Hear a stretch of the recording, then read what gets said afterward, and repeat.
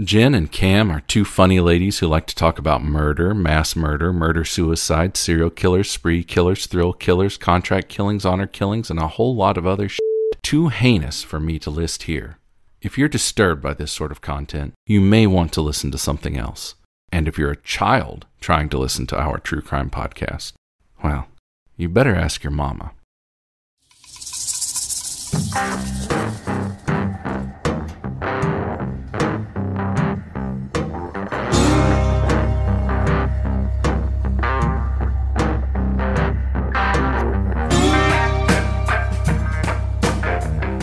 Hi, Jen. Hey, Cam, how are ya? I'm pretty good. How are you? Happy 2023. Isn't that weird? That's I know. so weird. Who would have ever thought?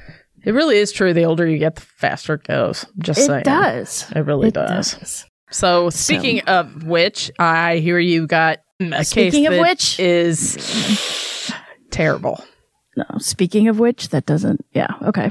It doesn't have to make sense. I was just trying to move us along. That's all. Well, we don't want to waste a lot of time because we know people get a little angry if we waste more than a minute speaking in the front to discuss. But we will tell you that we both had a good Christmas and New Year's, and we hope everybody did the same. So anyway, yes, today's episode is a requested one. Unfortunately, I do not remember who requested it. I looked through all of Instagram, Twitter, everything, and I cannot find. I'm normally really good about writing things down. I did not. I apologize. So if you did request this, let me know. Email us at ourtruecrimepodcast@gmail.com, and I will add your name to the show notes as you are the person that requested this. This is a horrible thing. I mean, it's pretty graphic, and there's a bunch of trigger warnings in it. If there are little kids in the room, I really don't think they should be in here while you're listening to this. If you're at work, please put on your headphones. You'll hear, it's just something. So big time listener discretion.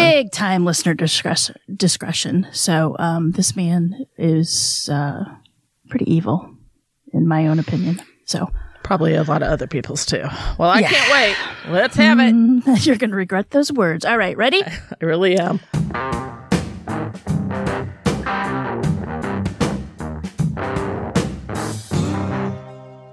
In 1984, the beautiful, tranquil area of Burnt River in Ontario, Canada would attract the attention of this free-spirited, organic, food-growing faith community called the Anthill Kids. And it was here, along an isolated road on August 16th, 1989, that a member of that faith community hitchhiked her way to a hospital, protecting the stump that used to be her right arm. A former nurse herself, Gabrielle Lavallee, knew only too well the horrors that could befall an untreated amputation. But any horror that could result from rampant infection was mild in comparison to the horror that she had already endured. Gabrielle, determined to leave the community behind, eventually spilled her story to the police, and as often as the case in quote-unquote utopian communities, Gabrielle had existed in conditions far from utopian. In reality, she had been living in an absolute sadistic hellscape, controlled and manipulated by the leader of the Anthill Kids, a man from Quebec named Roch Theriault. What follows is a story so heinous and bizarre that if this was a work of fiction, the author would be taken to task for making up such an unbelievable story. Put on your belt, sweetie. I am. It's horrible. Roch Theriault was born in the Saguenay Valley in Quebec on May 16, 1947, to a Catholic couple named Hyacinthe and Pierrette Theriault. He was the second of 7 children and the eldest boy. And also, I'm going to say this is a bunch of French-Canadian names, and I'm pronouncing them the best that I can, so I apologize. I apologize in advance. I'm trying. I think you're doing pretty good so far. Well, like French-Canadian. I anyway, don't. Camille's at the age French, of 6, saying. At the age of 6, the family moved to Thetford Mines in the Eastern Townships. The town's local school only went up to the 7th grade, and none of the Theriault children received any further formal education beyond that point. Though Roch would later describe his parents, particularly his father, as abusive, Hyacinthe denied any mistreatment of their children. Roch's father was devoutly religious and a member of the White Berets, which was a Catholic offshoot of the Depression-era Creditiste movement. And between attending Mass and his father's forced door-to-door White Beret literature distribution campaigns, Roch developed a distaste for Catholicism in particular and organized religion in general. Can you hear Chad? Chad's going crazy, by the way. Because he wants attention. He's crying, yeah. On November 11th, 1967, Roch married Francine Grenier, and they moved to Montreal. Over the next 3 years, the couple had 2 sons, and during this time, Roch developed severe ulcers, which had to be surgically removed. Theriault experienced constant pain and discomfort from these surgeries, and this led to him becoming obsessed with medicine and anatomy. That's called foreshadowing, just let me know. Mm-hmm. He then moved his family back to Thetford Mines and became involved in municipal politics while finding employment in woodworking. But because of the pain from his surgeries, Roch began drinking alcohol quite frequently. On his visits to Quebec to sell wares, he began having multiple affairs. One of the women he hooked up with was named Giselle, and he would later marry.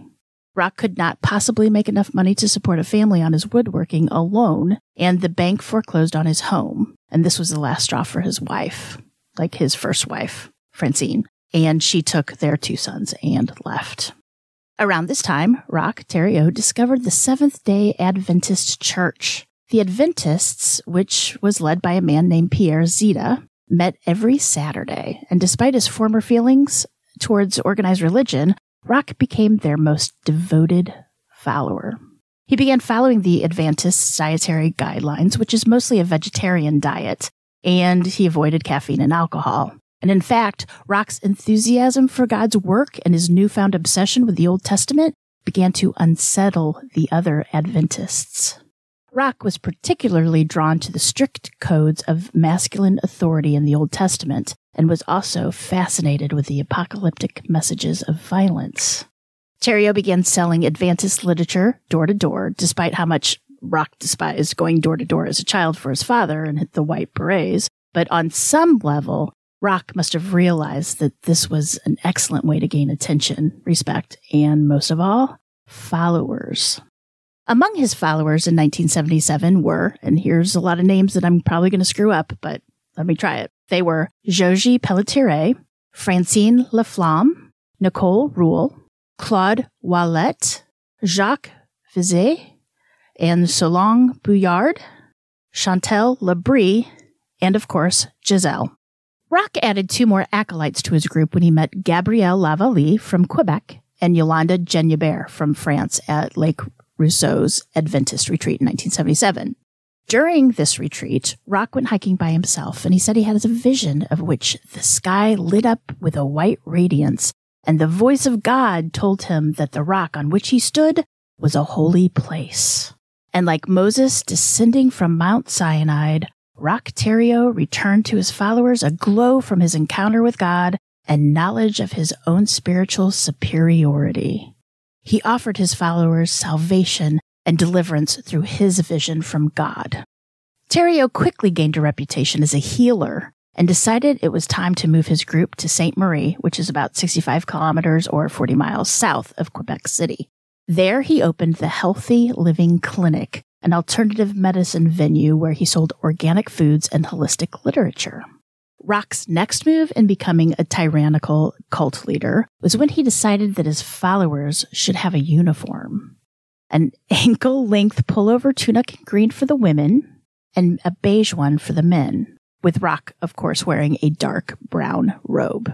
Is there a reason for the colors, or? I don't know, but the colors, the whole Handmaid's Tale is what I thought of, with everybody having different colors. Mm-hmm.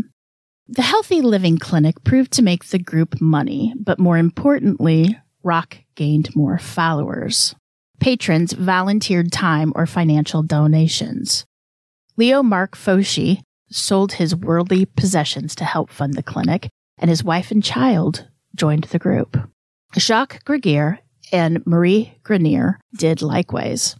All the women except for Marie Grenier, who really didn't like being with the group, but she was there only because her husband joined and wouldn't leave, competed for Roch's attention.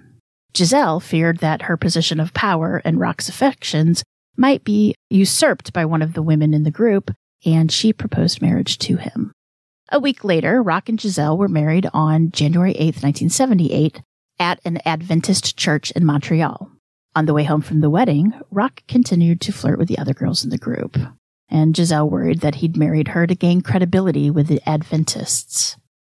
But the Adventists grew more concerned, and Pierre Zita approached the parents of many of the girls in the group, hoping that they could convince their daughters to leave Roch. Zita also tried to convince Giselle directly to leave Roch, but they couldn't. I mean, many of the parents were able to get the police involved, but the girls refused to speak to them when the authorities did welfare checks. Roch's place in the community became damaged as he defaulted on his loans, and the police, however, could do nothing. In March of 1978, Geraldine Guenille Auclair, a leukemia patient, was admitted to Roch's clinic. Auclair's husband was a new follower of Theriault and was convinced that Roch could treat her better than the oncology doctors in Quebec. Mr. Auclair checked his wife Geraldine out of the hospital and into the healthy living clinic. And it's unclear if he did this without his wife's permission or if he also managed to convince her of Roch's superior medical skills. Either way, the result was the same. Once at the clinic, Geraldine was put on a diet of organic produce and grape juice. And unfortunately, she died shortly thereafter. Roch told his family that he had gone into her room and kissed her, and she awakened from death, but that, quote, "You know, when God wants people, he takes them. It was Geraldine's time." That was step number 2 from the cultist playbook, by the way. Claim a miracle that nobody else witnessed and blame it on God when it doesn't go your way. The parents of 19-year-old Gabrielle Nadeau, who had multiple sclerosis, placed her under Theriault's care. They had met him in an anti-smoking workshop. Gabrielle Nadeau would also later die under the care of Roch, but coroner found that she had died of natural causes. In April of 1978, on the initiative of Pierre Zita, Roch Theriault was voted out of the Seventh-day Adventist Church. They had had enough of him. He was not leading the life that their religion was teaching, and they booted him out. So Roch took this all in stride and initiated his next move in his brainwashing campaign. He was going to marry some of his followers to other followers, even if they had no desire to be together. Or they were already married, or... No, this would be like you and I being in a cult, and we had to marry this guy named Frank, and you had to marry sister wives. Sure, whatever. So he just paired off couples. Didn't matter if they liked each other or not. He just paired them off. So he paired off Claude Wallet with Soleil Billard and Jacques Fizet to Nicole Rule. Roch allowed Solange to invite her parents to the ceremony, where Theriault's rambling speech emphasizing the woman's role of subservience to the man distressed Solange's parents, which would also bother me quite a bit also. Well, the whole arranged marriage thing would bother me, or the cult, either or. Well, we'll get into that later. Also, in the spring of 1978, Giselle, who was pregnant and feeling jealous of all the attention her husband Roch was giving the other girls, decided to give Roch an ultimatum. She said she was going to return home with her father if he didn't disband the group and tell his followers to move out. And it probably would go as you would expect, because she quickly changed her mind after Roch punched her in the face and locked her in a bedroom for 2 days. It's not how I thought that was going to go. I thought she was just going to leave. Silly me. From the outside and in hindsight, we can see how Roch's control was increasing, and so was his violence. So the next move in this whole cult thing, divide, conquer, and isolate. So in June of 1978, Roch moved his group to the wilderness of the Gaspé Peninsula. There, Theriault told the group the exact date that the world would end. And that date was February 17th, 1979. Oh, guess it didn't happen, huh? You're really observant. You're smart. I like you. And right out of the playbook, he told them that day the commune would become God's chosen, and they would only survive by the guidance of Roch himself, who's the only one that could help. So he set the group out, and they hiked for days until they reached a hill beside a small body of water called Lexec. Theriault named it Eternal Mountain, and they erected a tent town there and began construction on a large communal cabin. They worked at least 17 hours a day clearing the land and occasionally getting supplies from the village. Jacques Fizy and Claude Wallet dug with a shovel and pickaxe for 2,000 hours, working all summer to dig a well. And when they finally reached the water table, Roch declared it a miracle. Yeah, 2,000 hours later. While he sat back and watched. Of course. Theriault rationed the food, and if anyone complained about being hungry, he would restrict their rations even further. Roch claimed that he was unable to work because of his stomach pains. Oh. And this is when he dubbed the group the Anthill Kids, because he noticed that they all looked like busy little ants doing all the work. That is so demeaning. Roch implemented the next step in his mind control, convincing his followers that everyone in the outside world, most especially their parents, were active oppressors of the righteous. The group members were made to cut off all contact with their families, and most of the group obliged, but not all of them. Yolande Genebert, who had joined the group at the retreat at Lake Rousseau, returned to France, claiming that her passport was about to expire. And Leo-Marc Fauchy, who had joined the Healthy Living Clinic and had given Roch all of his money, took what few possessions that he had left and retreated for civilization with his wife and child. They were lucky to get out early. When the cabin was completed in September, it consisted of a single open room with a floor made of pounded wooden rounds with a well in the center. The room consisted only of waist-high partitions and bed sheets hung as curtains, and the cabin's ceiling was made of mossy bark-covered logs. It was located about 9 miles from the nearest road and accessible only by snowmobile, helicopter, or by foot. He kept them way out in the middle of nowhere. Eventually, upstairs sleeping areas were added and accessible only by ladders, and this was to be their home until God began his 1,000-year reign on Earth. Roch would organize skits and songs to entertain his followers, because that's what he does, I guess. Everyone woke up at 6 a.m. and was assigned their chore for the day after the singing of psalms, and that's not songs, that's psalms, P-S-A-L-M-S, like hymns. The group had to fast for 24 hours before having sex, so they could be pure. Just all these benign rules. Pure? I guess not benign eating? benign wouldn't be the right word. Like insane would probably work better. Roch gave them all new names from the Old Testament to commemorate their new life. But for the sake of clarity, we're not even going to discuss those. We're just going to do their birth names in this episode. So by giving them new names, Roch had effectively consumed any of their former identity. Roch himself took the name of Moshe or Moses, and just a little FYI, Moses is considered to be one of the most important prophets in Christianity and in Judaism. In October, Nicole Rule, whom Roch had married to Jacques Fizy, confessed that she had intercourse with Roch while everybody else was working. Now, Giselle was Did she devastated. fast for 24 hours before? She's got to. That's the rules. Well, I don't make them up. Roch does. There'd be no sense of romance then. No. Sorry, honey. We can meet back up tomorrow at this time. Yeah. You can have that biscuit later. So Giselle was devastated, of course, and she's always been jealous of all the other women, right? She always wanted Roch for herself. And she ran. She ran away. She ran from the compound. And Roch went after her. And once he got to her, he began to choke her and didn't let up until Giselle agreed to come back. And that's when Roch declared that all the communal marriages, besides the one beside himself and Giselle's, were void. Oh, so I like how he just, whatever he says, I mean. He's going with the flow. Whatever he feels. Whatever. That's the new law. It's, yeah. It's scary is what it is. It's something. He's horrible. His next move was reminiscent of David Crush, Warren Jeffs, Charles Manson, all those fine gentlemen. He married all the women to himself. Oh, see, I was wondering when that was coming up because a while ago, that's what I thought you were going to say. And you went including Gabrielle Nadeau, the now 20-year-old multiple sclerosis invalid now, although he never consummated his marriage to her. The only exception besides Nadeau was Maurice Grenier, the wife of Jacques Gregere because Roch never considered Maurice as one of the members. She was there strictly because her husband and her children were there.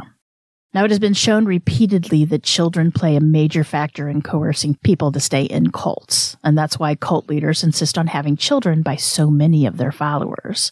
It's yet another control factor, and it's a very powerful one at that. In November of 1978, the Jonestown Massacre occurred. Doomsday cults were now heavily in the public conscience, and with that, some of the parents of the women of the Anthill kids tried to get law enforcement to intervene. But there was nothing they could legally do. None of the members had complained, and Roch had done nothing illegal, at least nothing that they could prove. Roch abandoned the Adventist diet and began drinking heavily. His drunken sermons to the group became more incoherent and out of control, and if anyone fell asleep, he smacked their head with a 4-inch thick club.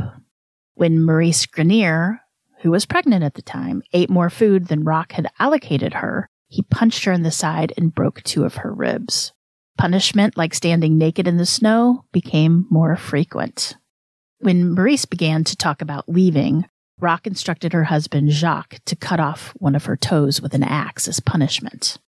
When Jacques balked, Roch told him, quote, "If you want to be a man, you have to learn how to teach your woman a lesson." When Jacques hesitated, Roch grabbed the axe and threatened to cut off all of Maurice's toes himself. So reluctantly, Jacques took the axe and severed one of his wife's small toes.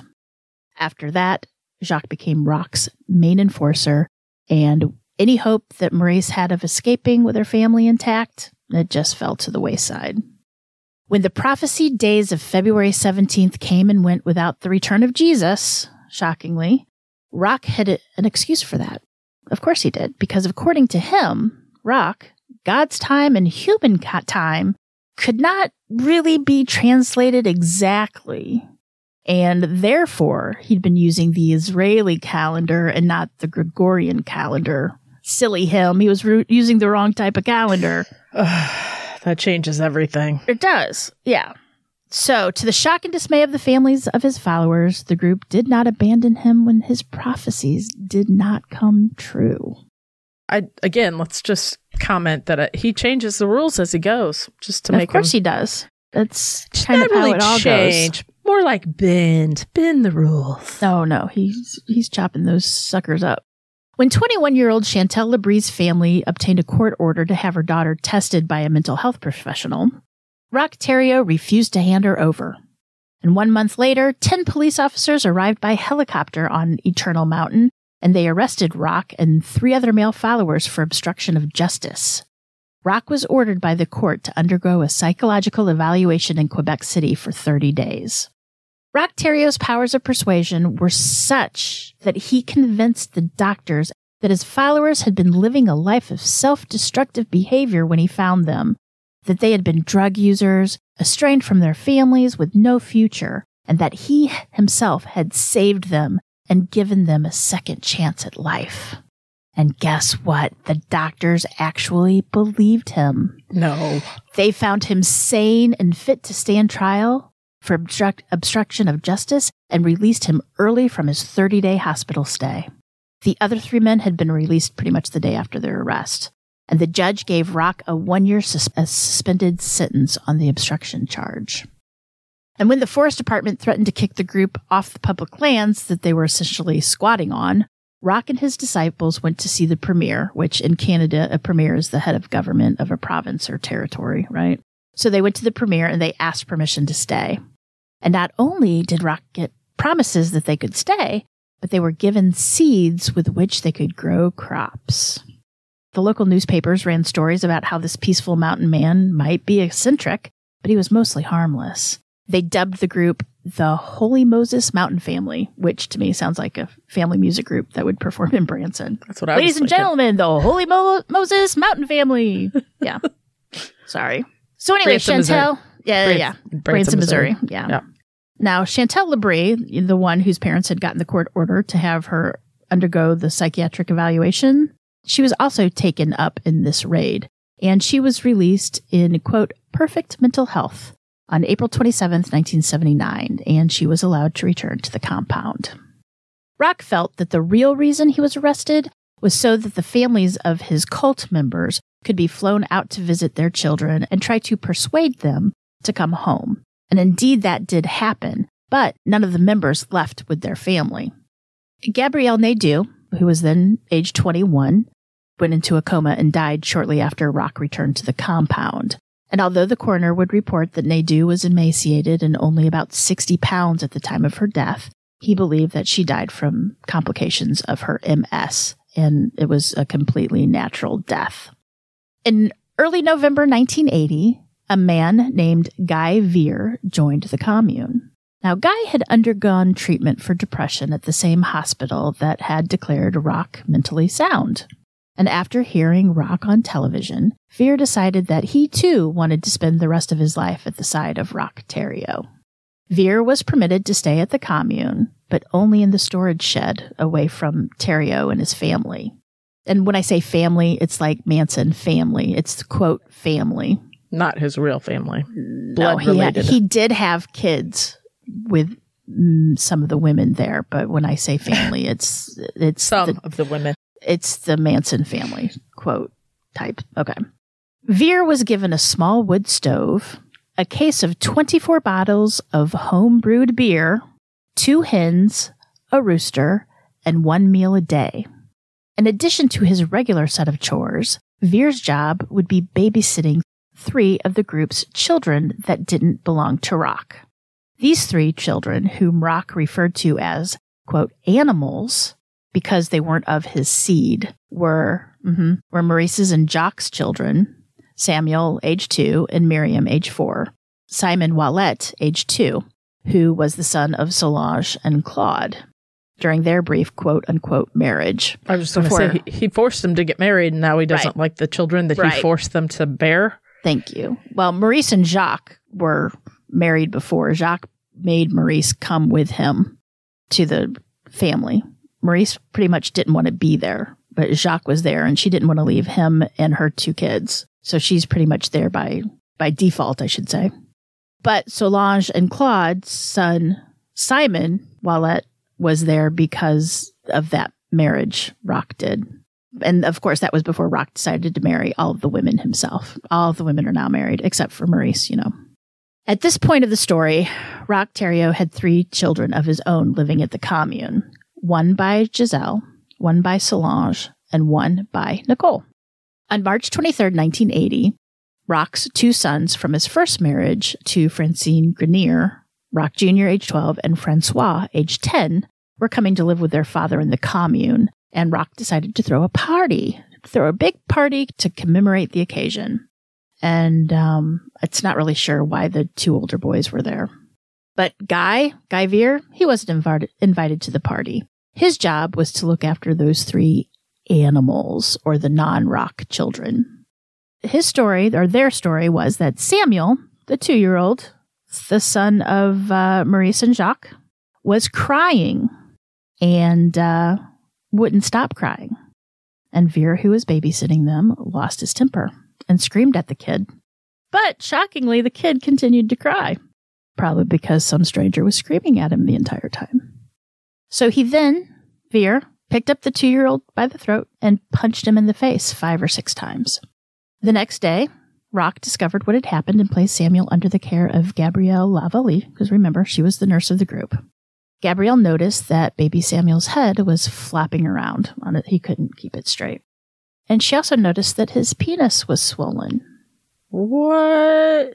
Roch then took a pair of scissors, and after sterilizing them with alcohol, he lanced Samuel's penis to permit urine to flow out. And the next morning, Samuel was found dead.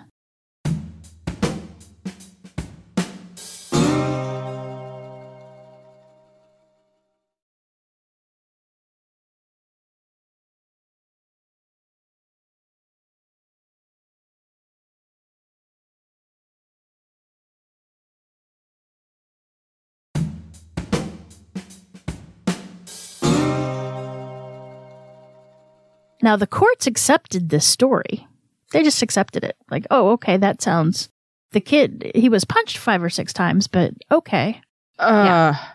However, according to a book by the name of Savage Messiah by Kayla and Ross Laver, Laver, Giselle told a different story. She said that Samuel's face was bruised on the morning of the 24th of March, but nothing else was wrong with him. However, Roch decided, just straight out of the blue, that he needed to circumcise the child. He used 94% ethanol solution to sterilize the razor and poured some of it into Samuel's mouth to use as an anesthetic. So it's possible that Samuel died of alcohol poisoning at the hands of Roch. Why did he make him? Why? Your guess is as good as anybody's. It's reported that Maurice returned to work after hearing about her baby's death. There's really nothing else she could do for fear of retaliation in my eyes. Roch suggested that they burn the baby's remains because he was worried that if they buried him, predators would not leave the remains alone. So Maurice and Jacques agreed to have their son's body cremated. Poor Maurice, she was just kind of stuck. I mean, I would have a hard time leaving my child. My husband, I'd leave him, but my child, I don't know if I could.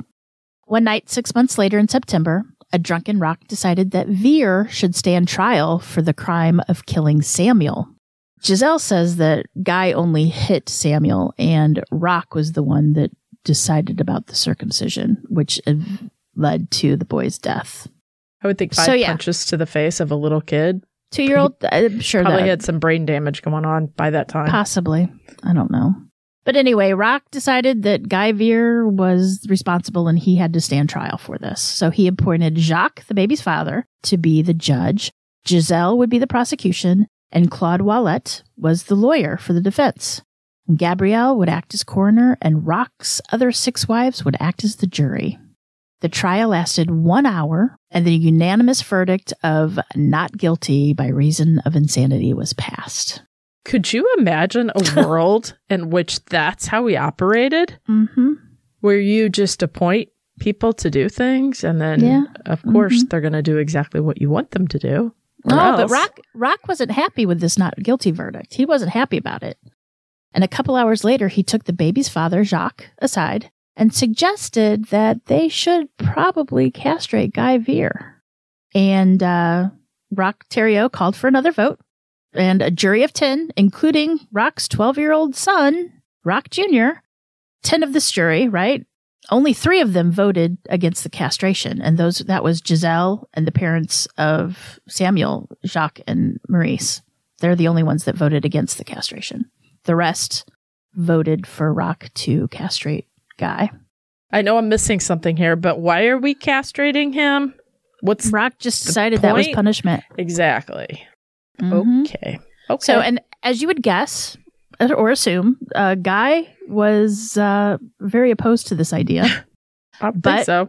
Roch talked him into it. Roch claimed that the castration would cure Veer's headaches and excessive masturbation that was causing Veer's respiratory difficulties. Now, I'm not a doctor, but it's unclear how Roch came to the conclusion that emissions from Veer's penis affected his lungs, but nobody else seemed to question that science. So Roch explained that in the group hierarchy, Veer was a slave, and that if he underwent the castration, he would become a eunuch, which would be a step up. So Guy Veer signed the letter of consent.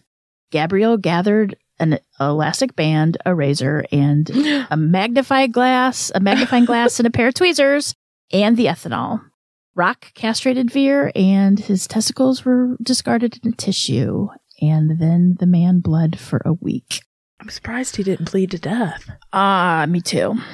Roch, thinking that Veer was now a security risk, enjoyed tormenting him and beating him and playing games where he would instruct his followers to pierce Veer through the chest with knives, but he would call off everybody just at the last minute. Like they'd get right ready to pierce him in the chest, and he'd go, "Oh, no, don't do that. No.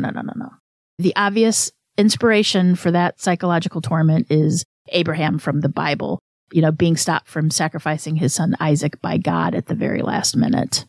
But on November 5th, Guy Veer managed to escape to the village of St. Jogues, where he told the villagers that a baby had died after being kicked by a horse.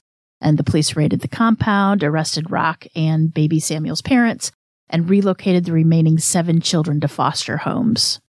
Authorities found the child's remains and also found Guy Vere's letter of quote-unquote consent to the castration and even the ballots which had been used for the vote, including the one cast by Roch's 12-year-old son. The coroner determined that the group was criminally responsible for the death of Samuel, and the police charged Roch, Jacques, Maurice, Gabrielle, and Guy with criminal negligence and causing bodily harm to 2-year-old Samuel. Claude, who had burned Samuel's body, was charged with obstruction of justice. The baby's parents, Jacques and Maurice, were also charged with neglect toward their oldest daughter, who was then 5. Claude and Solange were similarly charged with treating their 3-year-old son Simon, and Roch and Gabrielle were also charged with bodily harm with intent to mutilate Guy Vere. That's a lot. The accused pleaded not guilty. Jacques, Maurice, Claude, Solange, and Guy were released on their own recognizance on the condition that they do not return to the cabin. Roch and Gabrielle were denied bail as they were considered a danger to the public. The commune members not in custody moved to the town of New Carlisle, where the trial was held. All parties were found guilty of all charges. Maurice and Solange got 3 years probation. Jacques and Claude received 6 months in prison and 3 years of probation for child abandonment. And Guy was sentenced but later acquitted of mental incompetence and sent to a mental health facility. Gabrielle was sentenced to 9 months in jail and 3 years probation, and Roch was sentenced to 2 years in prison and 3 years probation. Authorities burned the compound to the ground and bulldozed the ashes, and the free members of the group set up houses in a few apartments in Quebec. Roch was released from jail on February 1984. His followers wanted to stay together in the city, but Roch had other ideas. They would start over again in Burnt River near the town of Lindsay in Ontario. And in May of 1984, he moved them to their new home and began the construction of a new cabin built by his followers. His followers then were 2 men and 9 women. 4 of the women were pregnant, by the way. The group now had 10 children among them. Roch established new rules because that's what he does. Nobody was allowed to have conversations without him being in attendance. He forbade Jacques and Maurice from sleeping together, and he encouraged Jacques to beat Maurice if she ever talked back to him or back to Roch, even though she was once again pregnant. Roch convinced Jacques that Maurice had a birthmark that looked like 666 and ordered her to live apart from everyone else in the hut with her own 2, quote, animal children. The group was refused welfare funding because Ontario considered them an institution rather than a family like Quebec did. And this only proved to his disciples that the outside world was hostile to the group's way of life and reinforced their isolation. Nobody understands us. There's a big reason why. Mm-hmm. Roch began drinking heavily again and began implementing more restrictions and punishment and sadistic games for his own amusement. He would beat his followers and on occasion would strike them with a broadside of an axe or with a hammer and forbade them to go to the hospital. Sometimes he would urinate on them or force them to perform anilingus on one another and sometimes force them to smear themselves with each other's feces. He also ordered Jacques to be circumcised, and in doing so, he accidentally removed the entire head of his penis. How does one accidentally do that? What? Well, if you're not medically trained, maybe there's your answer to your question. He had no formal medical training. He was just drunk. I know what we should do. Yeah. Did he do that because they were a threat to him? I don't know. I have no idea. He was crazy. He's crazy. It's control. It's just crazy. Gabrielle Lavallee gave birth to a baby boy by the name of Eleazar by Roch. The baby was Roch's, by the way. Baby was born in August of 84. The name Eleazar is a high priest in the Hebrew Bible and also a nephew of Moses, by the way. That's where he got the name. So for some reason, Roch hated this baby, and he claimed that it had the mark of the devil. But that was his baby. It was his baby, yes. And even though Eleazar was a baby and not old enough to sit up on his own, Roch would often beat him. So on January 26, 1985, in what Gabrielle considered an act of mercy, she put her 5-month-old baby boy in a wheelbarrow and left him outside in freezing temperatures. Less than 2 hours later, the little Eleazar was dead, and he was covered in snow. And the coroner listed his cause of death as SIDS. SIDS? Mm-hmm. Did she neglect to tell them that she put him in a thing and took him outside and left him? She leave that little part out? I'm sure that was not neglected. I'm sure she omitted that purposefully. But she's a very sympathetic character. Just let me go on. So she didn't... Okay. It might have been a mercy thing. I'm not one to judge her. I am. But okay. For whatever reason, Roch decided to let Maurice leave the compound after being denied contact with her pre-cult husband, Jacques, for a year. She was allowed to take 2 of her 3 surviving children, a 2-year-old and an infant, but he demanded that her eldest daughter, who was nearly a teenager, who had been born before her days with the cult, remained behind. Maurice took the opportunity and fled. However, several months later, she decided to take legal action to retrieve her eldest daughter from the cult. Maurice testified to the conditions that she and her children were being subjected to, and this is when the truly horrifying tales became to coming into light. Members of the compound were not allowed to speak to Maurice's children. It was reported that Roch would hold 2 women's children over a fire and threaten to throw them in, and he would revel in the fact that these women would beg for their own children to be spared. He nailed children to trees by their clothes and told the other children to stone them or throw knives at them, only to call them off at the very last minute. The children had chores around the commune, such as hand-washing the adult women's sanitary napkins. And the children were deprived of sleep and food and had mouths full of rotting teeth. Roch also told the children that sometimes God demanded a blood sacrifice. And in a ritual just for the children, a naked Roch Theriault disemboweled a goat that one of his daughters had hand-raised and bathed himself in its blood. The children also went into detail about group sex rites that were held in the cabin and which often involved the whole family. Roch and his teenage son, Roch Sr., also sexually abused and sometimes raped the children. Roch Sr. would sometimes have the children masturbate him. He also had the children watch as members of the group masturbated one another or themselves, believing that this was a proper method of sexual instruction. That's just... How come he had a problem with it with Guy then? Because he bends the rules. I get it. Like, it's whatever works for him. It's just a whole problem nonetheless. He's sick. Those children are just horrible. The court ordered an independent assessment in which 2 doctors ordered the children to be returned to the compound immediately.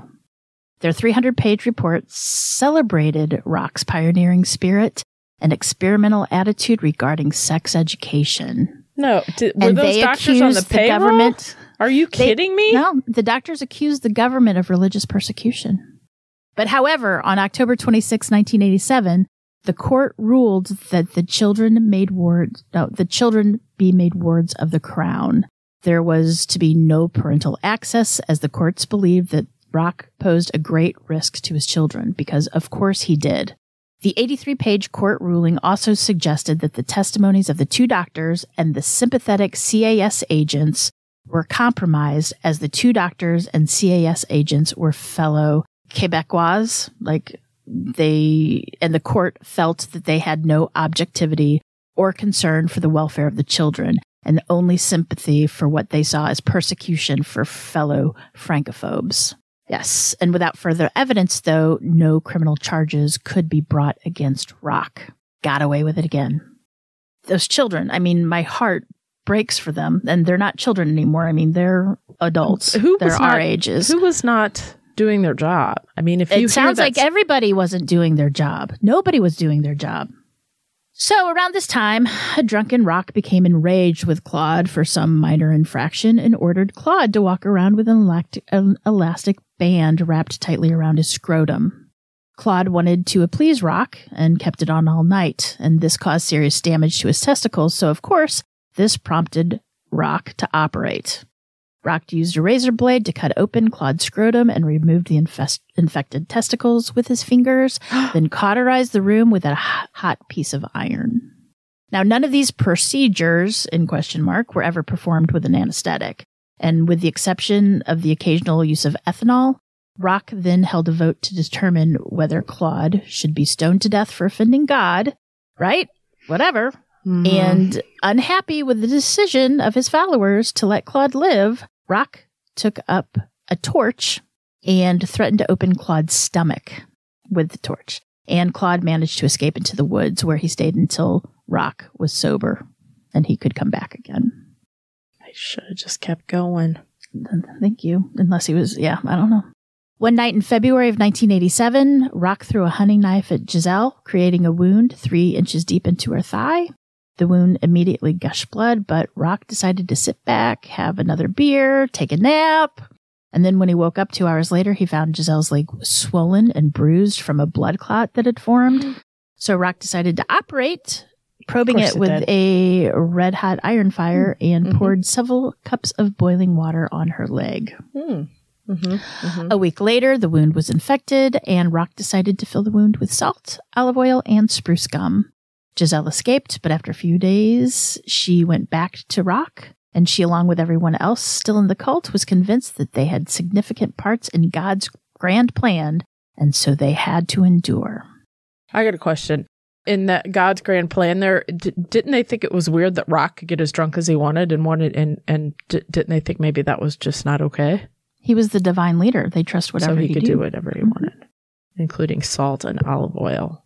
It's spruce gum? Is that what you said? In her spruce gum. Spruce gum. So, okay, here's just a little glimpse of the torture that was put upon the Anthill kids. All right.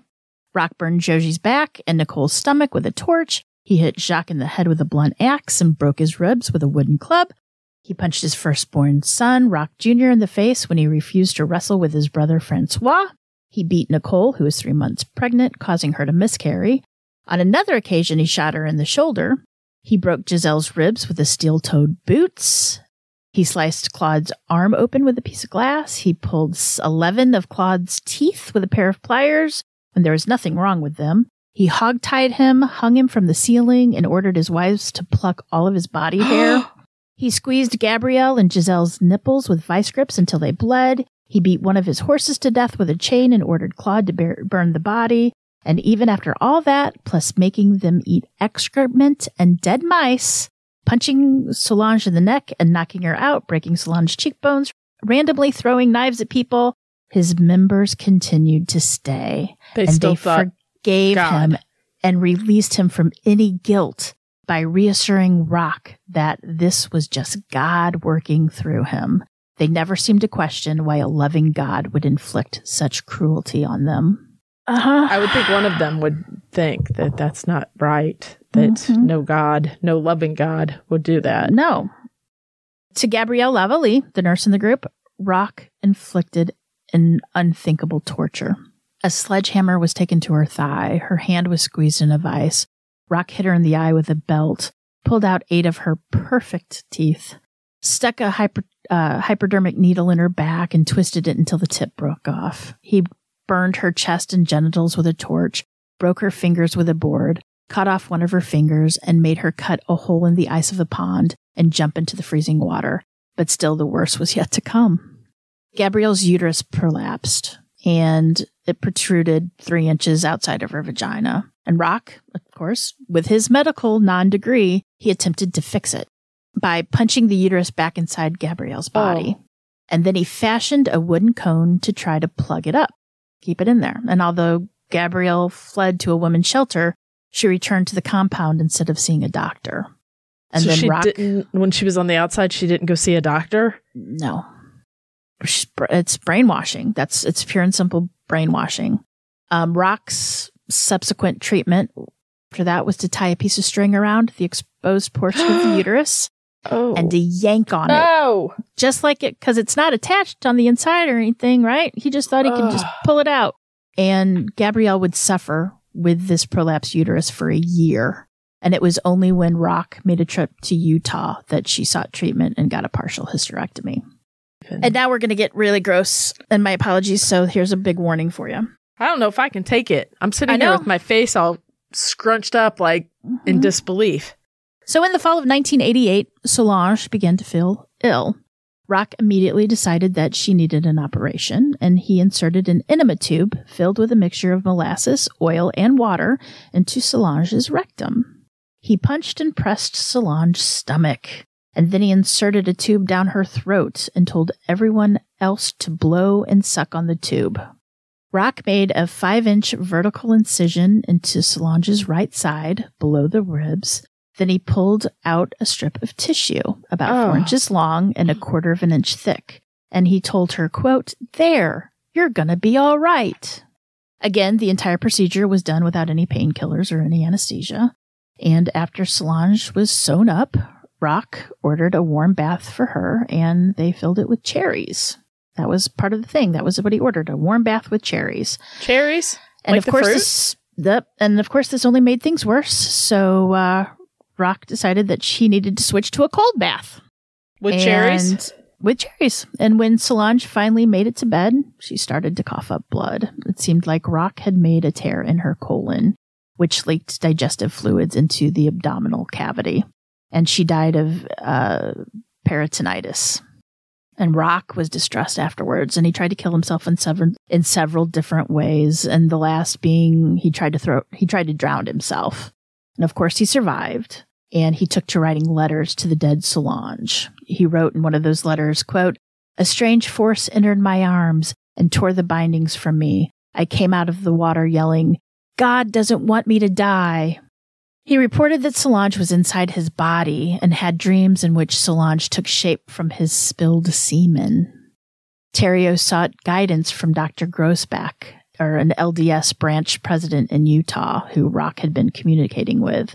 They both became convinced that Solange was to be the first, quote, reverse birth, meaning Roch believed that he was pregnant with the dead Solange.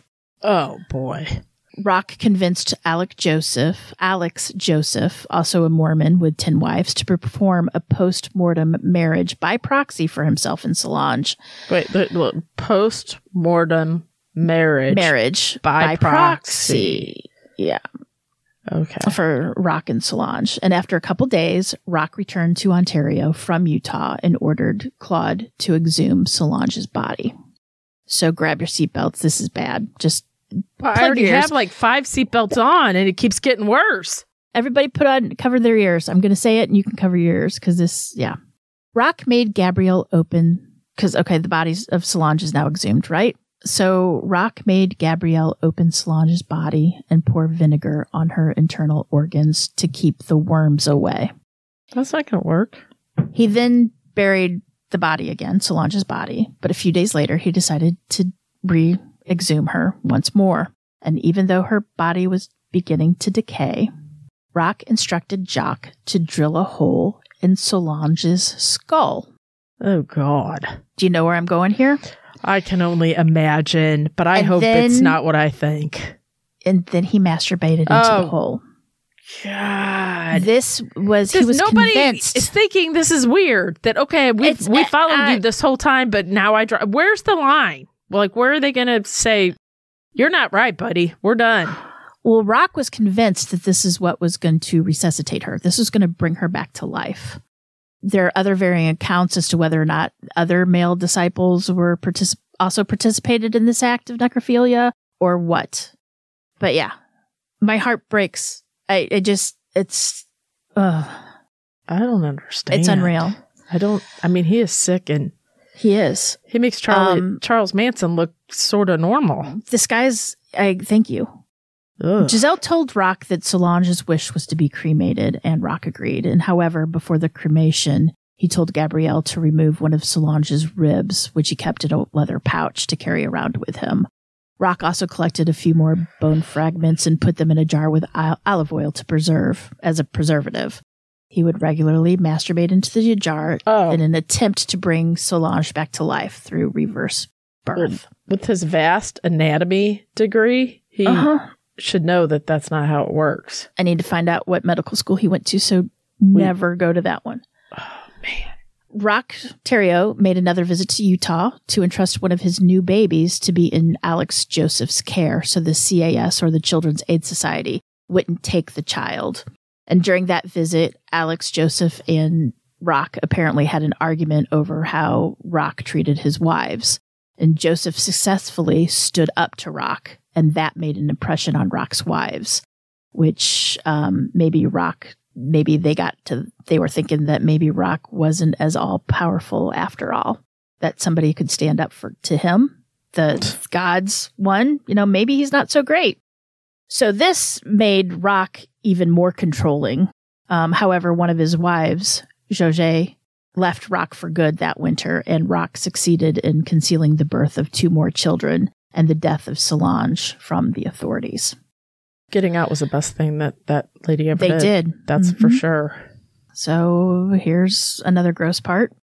This is almost like torture porn. I feel guilty for even saying all this. Seriously. And I mean, I know this was a request, but it's too much for me. It really is. On July 26, 1989, Roch came home very drunk and causing most of his wives to run into the woods and hide, which was very smart. But Gabrielle Lavallee, unfortunately, she didn't get to hide. Roch ordered Gabrielle to place her hand on the table so that he can inspect one of her fingers. But instead, he stabbed her hand with a hunting knife, pinning her to the table. Blood began to pour out of her hand, but instead of tending to the wound, Roch decided that he needed to take a beer break. Gabrielle forced herself to remain conscious, and after 45 minutes, Roch came back over to see that Gabrielle's whole arm had turned blue. And he said to her, it's not looking so good, is it? Roch then took a knife and started to carve away at her arm, halfway between the elbow and the shoulder. He carved her arm, basically, all the way to the bone. The entire time, Gabrielle was awake with no anesthetic. Roch found himself too drunk to finish the job and called Chantel over to finish. She basically cleared away all the tissue, all the way around, until there was just a narrow band of exposed bone that went all the way around Gabrielle's arm. And why is he doing this again? When he stabbed her in the hand? He's just drunk. He's just drunk. The arm looked blue, so he thought he'd start... He does all this stuff when he gets drunk. I mean, that's pretty much the key here. When that was done, Roch then dragged Gabrielle over to the stump that was sticking out of the kitchen floor. And while Gabrielle was pleading with him to stop, I mean, she never screamed or cried out, but she was pleading for him to stop. In shock. He took a dull meat cleaver and swung at the exposed bone. Oh. The first swing missed, and the second swing amputated her arm completely off. And the next day, Gabrielle hitchhiked to a women's shelter, but returned to the compound 3 weeks later. What? Why? And a few days after, she's brainwashed. A few days after that, Roch decided that Gabrielle's arm was gangrenous and used a pair of scissors to cut out the infection. And he also cut a chunk from her breast and then hit her on the head with the side of an axe. That's when Gabrielle fled into the forest, and when she came to her senses a few days later, she found that insects had laid eggs in her wounds. And she once again returned to the cabin, only to find Roch still drunk and irritated. And Roch heated a piece of metal and pressed it against Gabrielle's raw stump of her arm and cauterized the wound. August 16th, 1989, Gabrielle made it to the hospital, weighing only 80 pounds. And she was initially elusive in giving details about what happened when people had asked to her arms. But finally, she spoke. And the police were called and and a charge of aggravated assault was filed against Roch Theriault. When the police arrived on August 19th with a warrant for Roch's arrest, the compound was deserted. Roch, along with Jacques, Chantel, and Nicole, and the 2 babies Roch had managed to hide from the CAS, fled to Quebec, and the other members had finally gone home to their families. 6 weeks later, the police found Roch Theriault and other members who fled with him. Giselle decided to tell the police about Solange's death on October 6th. And to the court's surprise, everyone pleaded guilty on the charges filed against them relating to Gabrielle's amputation. Roch was sentenced to 12 years, which would later be reduced to 10 years because of his, quote, genuine remorse and concern for the victim. Jacques was given 5 years, Chantel 2 years, and Nicole 18 months. When the information about the death of Solange was given to the authorities, they gave Roch second-degree murder charges as well. Roch agreed to plead guilty as long as no other charges would ever be brought against him. On January 18th, 1993, Roch Theriault was sentenced to life in prison with the possibility of parole. Goodness. In 1999, France, Chantal, and Nicole remained loyal to Roch, even birthed more children to him through conjugal visits, which is brainwashing. How would the prison system allow that, knowing that he's a cult member? He would allow, what? Okay, maybe 1, but 3? Nobody else gets 3 women to come in there. I don't know. It's believed that Roch has as many as 20 children who are all distributed to various foster homes across the country, including a boy who lived in Utah with Alex Joseph. On February 10th, 2011, Roch's cellmate, Matthew McDonald, who is already serving a life sentence, stabbed Theriault in the neck with a shiv. McDonald then walked to the guard's station, handed him the weapon, and proclaimed, quote, "That piece of shit is down on the range. Here's the knife, I sliced him up." And thus was the end of God's chosen one, Roch Theriault. Can't say I'm sorry to hear about his passing. And here's the ending here about cults. And it's important to remember that most people don't willingly join a cult. They willingly join what they believe is a group that promotes high ideals. For the survivors of cults, the road to recovery is a long and arduous one, and often filled with guilt, fear, shame, and longing for something to fill the void that used to be populated by their fellow cult members. Some never fully heal and integrate back into society. Daniel Shaw, who's a leading deprogramming therapist, defines a cult as this, quote, "A cult is a group dedicated to the mission of the leader who is always a traumatizing narcissist. This kind of narcissist claims to be pursuing a mission to help others empower themselves, either spiritually or financially, and to change the world in some uplifting or purifying way. Followers are introduced to practices and rituals meant to strengthen and purify them, which are designed to test their devotion to the leader and train them to depend on and submit to the leader. Followers are exploited in every way to fulfill the cult leader's actual mission, which is always to bolster and maintain his or her delusion of omnipotence." I mean, I get ideally how that works, and I do get, like, people have, maybe a hard upbringing, or they've had a hard life, and they're just looking for something better. I totally can stand behind that. I get it. However, when you see somebody do some of the things he did, even at the very onset, wouldn't... He used fear. He used gaslighting. He spoke to them. Just reason. I don't know. Do you know what I mean? Like, thankfully, I've never had to be in any kind of situation like that. But, these people are looking for something, like they said, to fill a void. And he came along and... Yeah, he filled voids That's what he did. Gum and olive oil and salt. You would be afraid. Like, if you would try to leave, he'd beat the shit out of you. Yeah, but some of them made it away for 3 weeks and came back. Because they were brainwashed. And they thought...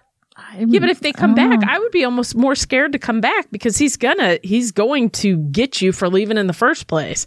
You'd be better safe to just stay away. If you can escape, then stay away. And not to make excuses, but it was always when he was drunk that it was the worst, right? And that's another thing. That's just like your women who don't leave their abusive husbands, or men who don't leave their abusive wives. It's only when they're drunk. He's very sweet to me otherwise. I mean, we can't judge. I mean, I can judge. You can judge, but I'm sympathetic to their plight, that how they got into it and not. I am sympathetic as to how they got to it. I am not that they need to get out, because there has to be they a all turning need to point. Get out. Yes. That you have to see that. Once you see him... The government failed... castrating people, or... everybody. The other stuff I don't even want to talk about. Well, supposedly Roch was very... charming. Manipulative and charming, and he could talk people into doing... Obviously, he could. He could talk people into doing things, and he could get... I mean, the one family pulled their daughter out who had multiple sclerosis and was being treated by a doctor, and they just met him in an anti-smoking rally or something like that, an anti-smoking place, and they thought that he could treat their daughter of multiple sclerosis. I mean, he was charming, and he was manipulative, and he was charismatic. Look at Manson. He was charismatic. David Koresh. Look what all happened there. I mean, it happens, and it's scary as hell. And I understand too that you get in there, like you and I are really good friends. So if we went in there together, part of the pull would be to not leave you. Do you see? You know what I'm saying? So I get that. Like you get in there and you make friends with other people, and you think, well, if I leave, it's going to be harder on them. So maybe it'd just be easier if I stay. And the kids, don't forget. What if I can't take my kids? I'm going to stay. What if I can't take my kids and my kids get sick, or he's going to hurt my kids, and you're going to want to stay? Like I said, that's one of the main controlling things, right? That's why they have sick.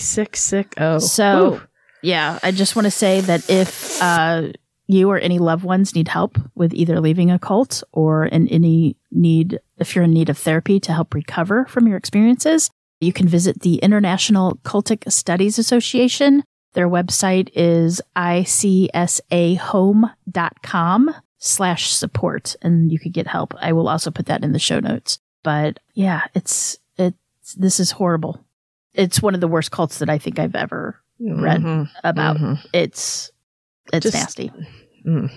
He was incredible. Yeah. Well, unbelievable. It's really unbelievable. It really is actually happened. Yeah. And continued on for so long. Yeah. And this is just the shortened version of it too. Like there's more to it, and it just gets. What was the name of? Did you get the Savage Messiah? Savage Messiah. There's also tons of YouTube videos on it. There's a movie fictionalized version of this, but you don't really have to fictionalize most of it. The Savage Messiah, the book. There are documentaries on it too. It's very scary and gross. And to the person that requested this, I want to thank you and maybe not thank you for it. We appreciate it though. But yeah, sorry everybody. My apologies. Oof. But it's disgusting. That was a doozy. I do have to say that. It was gross. And this was a long one too. So welcome back. Yeah. Welcome back. I would say, I don't really think there's a need for chit chat because it just kind of seems silly at this point. But I do want to say that we do have a promo at the end of it. Our good friend TZ Borden has a podcast called Tales of the Dark Side. It's this season that he's doing is about the Daniel Shaver case. Do you remember Daniel Shaver? He was the man that was in a hotel room. Somebody called and said that he had a gun. He was he worked for Orkin or some kind of, he was a pest maintenance man. Mm-hmm. Yeah, he was a bug guy. And he was in a hotel room. Somebody called that said that he had a gun, and he came out. There's videos of it, and he's begging for his life, and the police just shot him. He wasn't armed. He didn't have a gun. It's a horrible story. It happened in January of 2016, I think. And it's a really good podcast. This episode, this case makes me angry. The poor Daniel Shaver is all I'm saying. I mean, it was an what's listen the name to of it. Podcast It's again? Tales of the Dark Side, and it's his newest season. Perfect. It's about it's got all that kind of stuff. Oh, and also real quick, and Friday we are doing a special feed drop with our friend Octoberpod VHS Edward, and you might hear Cam and I in a little bit of it. So it's not anything of our normal content, but we thought you might enjoy it. It deals around Friday the 13th, which this Friday is Friday the 13th. So just a little special extra for you and to welcome you back into the new year. Way to kick off the new year. I think that's all I have. Sounds good. I'll make sure to check it out. Nope. Just going to say until next time, remember, lock your doors. And keep passing by those open windows. Bye-bye. Love ya.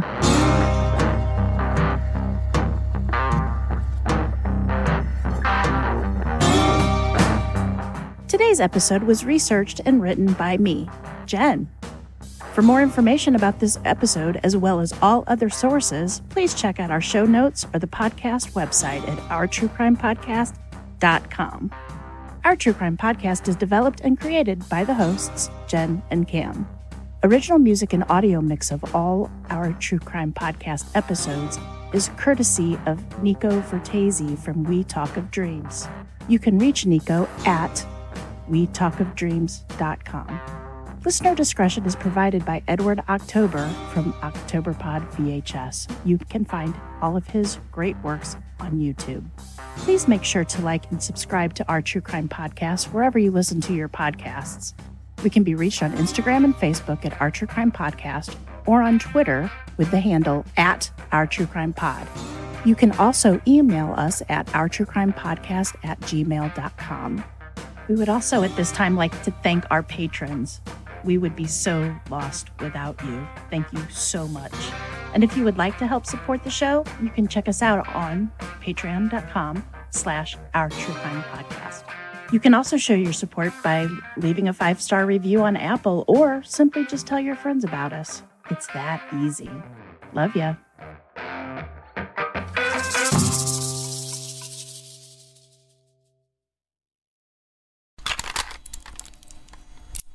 You know those dads who literally never sit down? That was Danny. He constantly was doing something either for them or with them. Hashtag girl dad, totally. We hope to one day have a son, which was taken from us. If you make a mistake, there's a very severe possibility you're both going to get shot. Do you understand that? Yes. Wanted to do our best to secure, make sure everybody was safe. So we started making verbal commands. Shut up. You listen, you obey. You started screaming. I would describe it as yelling very loudly. Please do not shoot me. Then listen to my instructions. I'm trying to do it. Don't talk! Listen! He's crawling towards the police, crying, "Please, please don't shoot me." The officer shot him 5 times. Hands straight up in the air. Do not put your hands down for any reason. You think you're going to fall, you better fall on your face. Crawl towards me!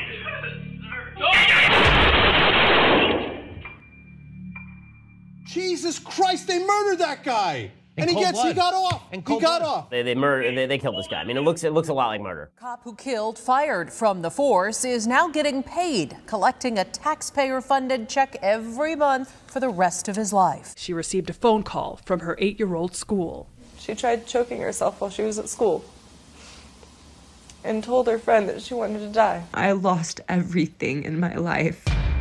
Mesa's watching every single video on here, so I want to make this message very clear to them. I am not going to stop fighting until my husband gets justice. You didn't realize who you were messing with when you killed Daniel Shaver. I am Lainey Sweet, I'm his wife, and I will not stop fighting. You just listened to the trailer for the new season of my podcast, Tapes from the Dark Side.